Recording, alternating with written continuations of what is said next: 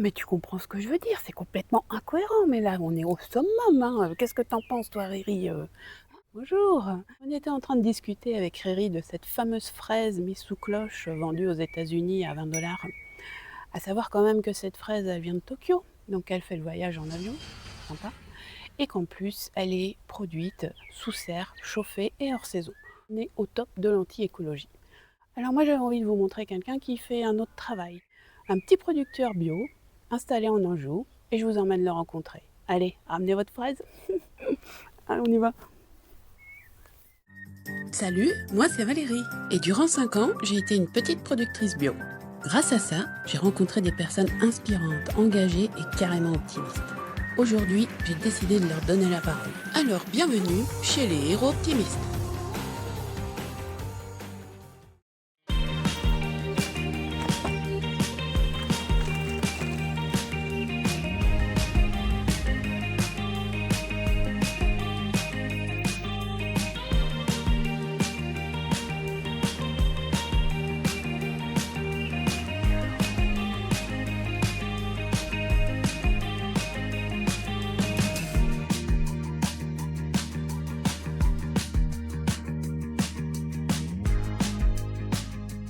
Là, ça fait combien de temps maintenant que tu es ici, là, que tu es installé?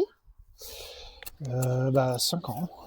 Le 1er février 2020, officiellement. Juste avant, j'ai bossé en verger, une pomme poire.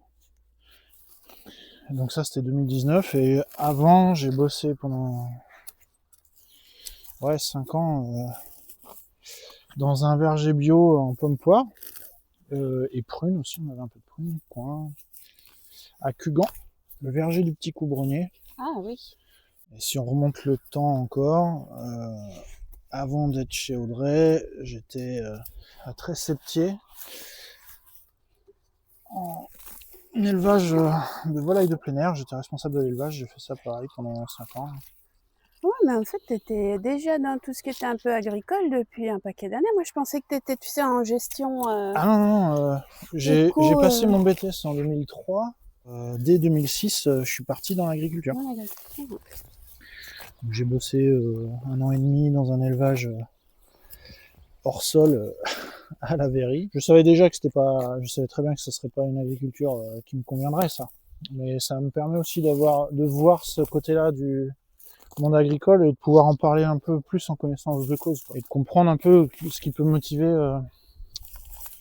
ces agriculteurs à travailler comme ça, quoi. Tu vois, parce que souvent on leur jette la pierre et puis on n'a pas tous les tenants aboutissants. 2011, en 2011, tu avais déjà l'idée de t'installer. Ah bah dès 2002-2003, j'avais envie de m'installer. Ah Dès ouais, le BTS, ouais. ah ouais, Ah oui, oui, ouais. ah ouais. Tu vois, au début, c'est comme beaucoup. Tu rêves de t'installer avec un corps Tu de m'étonnes. ferme, pouvoir s'installer à deux et puis faire de la production et de l'accueil, tu vois, l'hébergement, des trucs comme ça. Nous, avec ma compagne, on avait déjà ce projet-là en 2003-2004 de combiner ça avec de l'accueil et tout ça. Mais pour pouvoir faire ça aujourd'hui, il faut être soit très riche, soit hérité de biens familial. Mais quand t'as ni l'un ni l'autre, parce que moi je suis pas issu du monde agricole, eh ben tu revois tes exigences à la baisse, quoi. Mais ça demande un peu de temps de mûrir un peu. Oui. Ah, je pensais que tu avais un profil reconversion, mais pas du tout. En fait, tu as toujours été dans cette ligne-là. Ouais, si, quand même, toujours.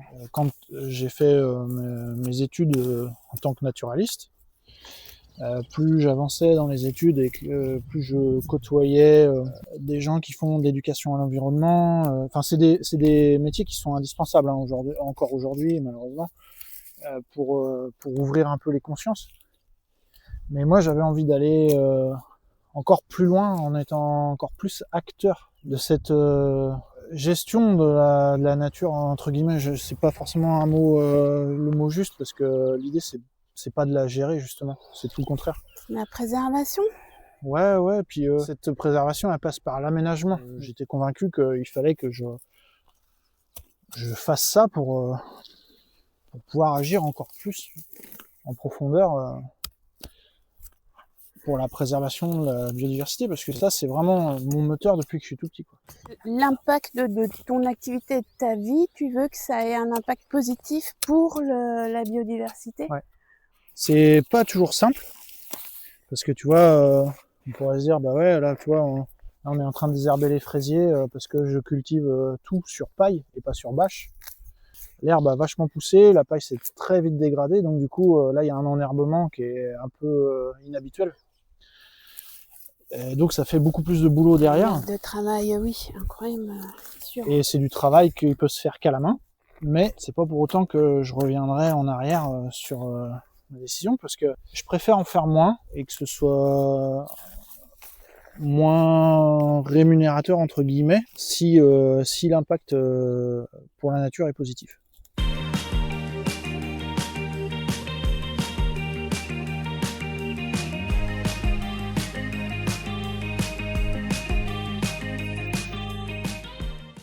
L'idée, c'est de reconstruire tout un écosystème ici, de réinstaurer la faune, la flore naturelle. Ouais. En C'est fait, presque plus sur un projet comme ça que la ouais. simple production. Ah bah complètement. Ouais.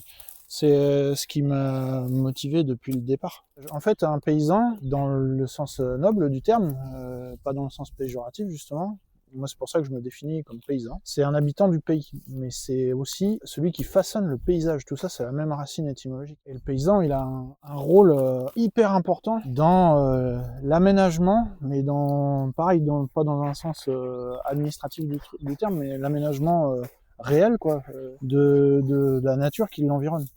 S'il décide de couper une haie, c'est lui qui a pris la décision, et l'impact, il est grand, quoi. Si tu décides de replanter une haie, c'est pareil, c'est toi qui prends la décision, et l'impact, il sera bénéfique sur du long terme. En fait, les décisions, elles sont hyper importantes de ce que fait un paysan. Tu décides d'utiliser des produits ou pas, c'est l'impact pour l'ensemble de la biodiversité et du coup de la société, il est très très grand, quoi. Il devrait être reconnu d'ailleurs à ce titre-là, parce qu'on ne fait pas juste produire de l'aliment, quoi. Il y a un rôle qui est beaucoup plus grand. Tu vois, l'année dernière, j'ai eu une rainette arboricole dans mon verger pour la première fois. J'étais pendant une semaine avec le sourire. C'était trop bien, quoi. Je suis trop content. Et là, je les ai entendus chanter l'autre jour. Je sais qu'il y en a d'autres qui vont revenir. J'ai des oiseaux qui n'étaient pas là il y a 5 ans, qui sont là depuis 2-3 ans, là, qui traînent autour de l'étang. Tu vois, je fais venir des stagiaires en BTS gestion protection de la nature tous les ans, et ils travaillent sur différents aspects de la biodiversité sur mon verger. À chaque fois, quand je vois les résultats, c'est dément, je suis trop content, c'est super, quoi. Et voilà, pour voir un peu l'évolution, et puis essayer de sortir aussi des préconisations de gestion, entre guillemets, de quand est-ce qu'il est judicieux de passer le broyeur, de faucher. Est-ce que là, c'est plutôt judicieux de laisser un tas de bois, un tas de pierres, un machin. Tout ça, c'est important, en fait. Même les bouquins en conventionnel, les bouquins de culture de petits fruits qui datent des années fin 90, début 2000, on voyait des cultures en plein champ, c'était en plein champ, quoi. Il n'y avait pas de bâche. Aujourd'hui, même en bio, ou en biodynamie, en fait, c'est des mers de plastique. Alors, ils mettent des bâches au sol, ils mettent des voiles de protection pour les insectes au-dessus, ils sont en train de mettre des bâches sur les bords des haies parce qu'il y a les chevreuils qui viennent, donc on va utiliser les vieilles bâches pour calfeutrer les haies pour pas que les chevreuils y passent. Et moi, on n'est pas loin du hors-sol, quoi. Ouais. Pour moi, t'as de la bâche en dessous, au-dessus, sur les côtés, construire un bâtiment et puis cultiver en hors-sol, tu seras gagnant, quoi. Je vois pas l'intérêt. Pour moi, c'est plus du tout du... Je sais pas. Moi, je préfère me poser... je veux pas dire en exemple parce que c'est pas... Mais en alternative. Montrer que d'autres façons de faire sont possibles, quoi. Que l'avènement du plastique, pour moi, c'est pas cool, quoi.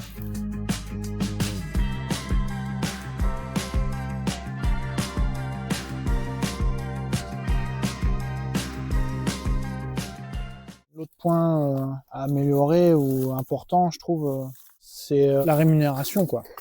Ouais. Parce que tu vois, aujourd'hui, je fais tourner la ferme. Mais pour faire tourner la ferme, je me prélève 600 € par mois, quoi. Oui, voilà. T'es tout seul, t'as pas de salarié. J'ai pas de salarié. Ça peut m'arriver d'embaucher des saisonniers à l'occasion. On est à 5 ans de travail et tu retires que 600 € de salaire. Exactement. Pour pouvoir en vivre décemment, alors faudrait pas que je double le prix de vente des confitures, mais pas loin, quoi. En fait, on fait un métier où les clients, je crois qu'ils se rendent pas compte de la charge de travail que ça représente, parce qu'en fait, on leur fait croire artificiellement que la bouffe ça coûte rien, quoi. Or c'est pas vrai. On leur fait croire que ça coûte que dalle, parce que en fait la bouffe qui coûte que dalle, soit elle est ultra subventionnée, donc ça veut dire que collectivement on l'a déjà payée par les aides, par tout ça, ou soit elle vient de l'autre bout du monde et que c'est de la main d'œuvre pas payée. Donc en quelque sorte on cautionne de l'esclavage moderne, parce que les fruits et légumes là qui viennent d'Almeria au sud de l'Espagne, c'est des sans-papiers, c'est des migrants sans-papiers qui vivent à même les bâches plastiques dans les serres, qui les cultivent et qui sont payés quand on veut bien les payer, quoi. C'est ça aussi qu'il y a derrière la bouffe à pas cher, quoi. Cette bouffe à pas cher, là aujourd'hui, les fraises qu'on trouve en grande surface en ce moment, elles viennent d'Espagne ou du Maroc, elles sont à 20 € du kilo. Moi, en libre cueillette, je suis à 7 € du kilo, et c'est du bio, et c'est du local. Et quand je le vends en barquette, ce qui m'arrive des fois sur des marchés, eh ben, je suis à entre 16 et 18 € du kilo. Je suis moins cher que le conventionnel qui vient d'Espagne, qui n'a pas payé ses ouvriers. Si on mettait le prix juste sur les produits, eh ben, on les vendrait plus. Le prix juste pour te rémunérer correctement, quoi. Voilà. Et moi, je peux pas baisser mon prix parce que j'ai pas d'aide PAC comme les aides agricoles, on en touche quasiment pas quand on fait. Déjà sur une petite surface. Déjà. Et puis moi, je touche zéro aide à la culture. Je touche des aides juste à la surface.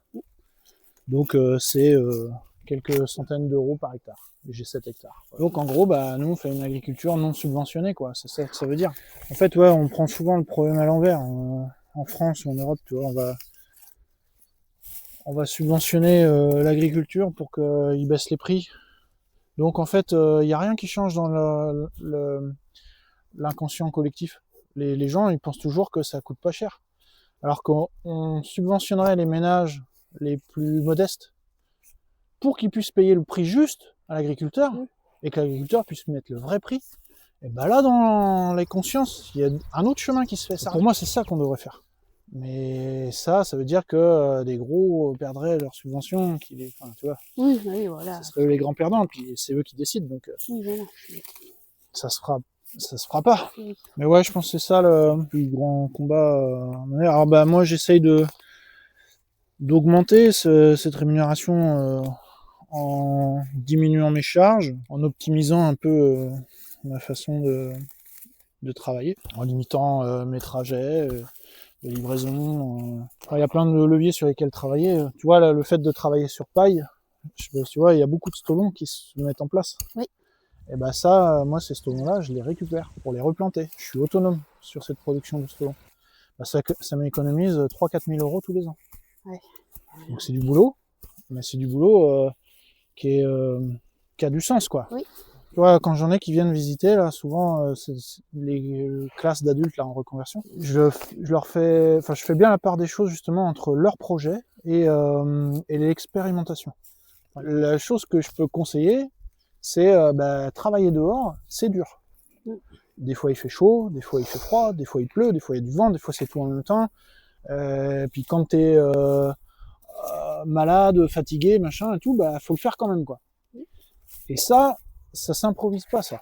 Parce que les stages, c'est bien beau, mais c'est souvent trop court. Tu vois, tu vas faire 15 jours de stage, pendant 15 jours, tu peux être à fond, tu sais que derrière, tu vois, c'est jamais, puis c'est tout nouveau, machin. Et quand tu le fais pendant 2 ans, là, c'est une autre chanson, quoi. Et ça a rien à voir avec le fait que ton projet soit viable ou pas viable. C'est plus entre toi et le travail, quoi.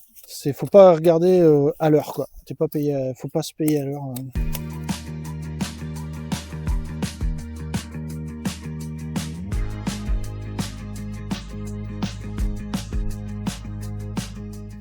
t'es jamais au fond du trou.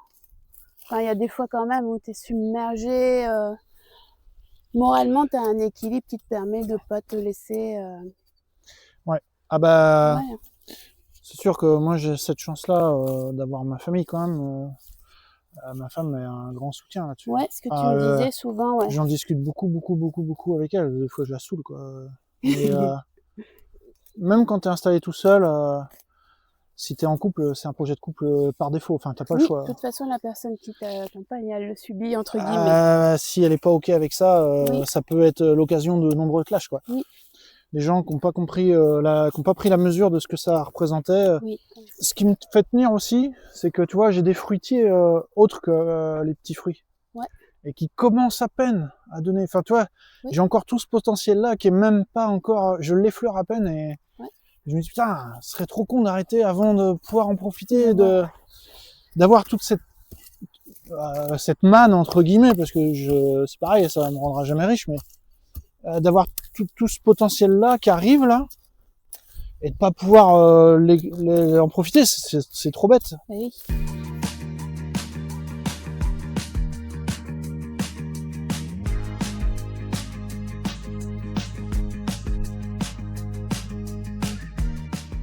En 2023, tu as eu la médaille d'or au concours agricole national. La confiture de fraises, elle est arrivée première. Ouais. Donc au salon d'agriculture, c'est bien là-bas que ça se passe quand Ouais, c'est ça, ouais. Et au niveau national, quoi. Au salon de l'agriculture à Paris. Tu savais qui t'avait en face de toi, qui avait proposé aussi Non, leur tu le produit? sais. Tu pas. Après, tu as accès aux autres récompensés. Alors en fait, le concours agricole, on n'est pas en concurrence les uns par rapport aux autres. Tu es jugé par rapport à un barème. Et tu sais pas du coup contre qui tu concours. Enfin, contre qui non, justement, on n'est pas les uns contre les autres, mais tu sais pas qui sont les autres qui concourent. Qu'on proposait leurs produits. Et par contre, une fois qu'il y a les résultats, tu sais qui a été primé. Donc là, tu peux voir. Et moi, dans ma catégorie, en 2023, il y avait, pour ainsi dire, que des industriels, quoi. Donc c'est dommage. Moi, je trouve ça important que les paysans ils reprennent possession de ce genre de concours. Mais après, oui, c'est une super reconnaissance.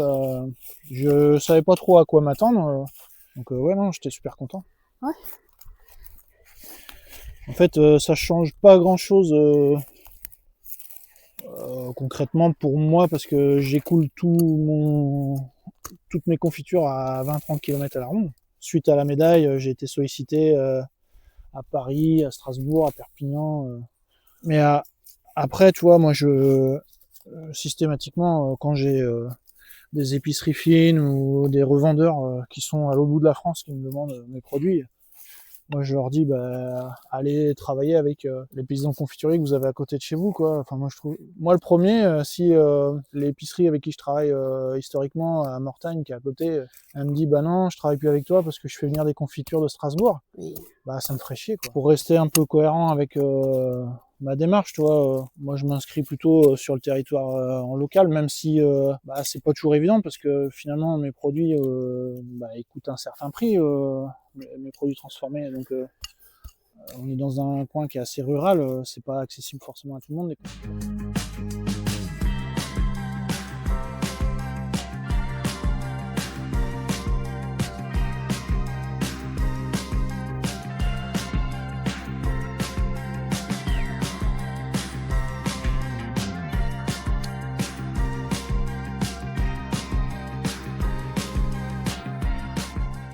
Alors Mathieu, j'ai une dernière question un petit peu philosophique que je poserai à chaque producteur. Je t'écoute.